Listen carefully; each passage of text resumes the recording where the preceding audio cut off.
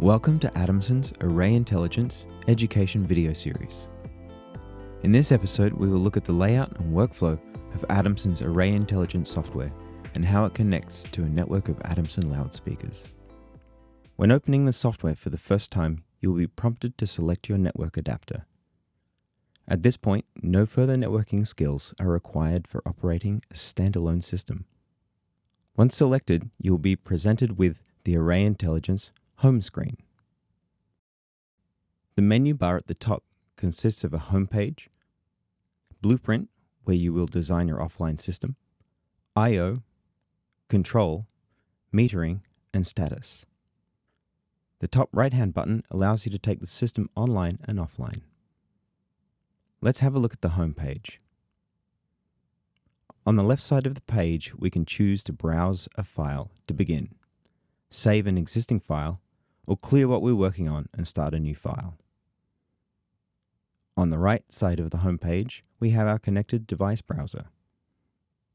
From this page, we can do the following: rescan and identify devices, power on, stand by all devices at once, or by selected devices.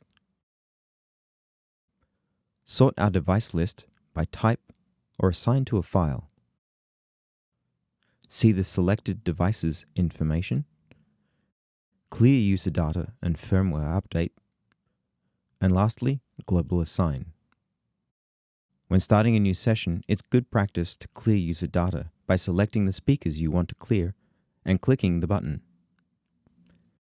Clearing user data restores the device to factory default settings, which is also what happens once you've completed a firmware update. Selecting the firmware update button gives you this window, which shows you the available online devices in which you can update the firmware. Select the type you wish to update. Select all or just the desired cabinets and start the update. When it's complete, it will prompt you to restart the devices. Repeat per device type as necessary.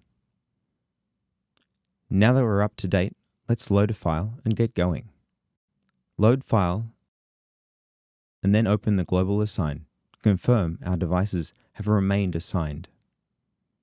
Once confirmed, close the window and let's go online. Going online prompts the software to scan the network for online devices and compares them to the data in the file. If there is a mismatch in data, the software will prompt you to export, import, or view the sync mismatches.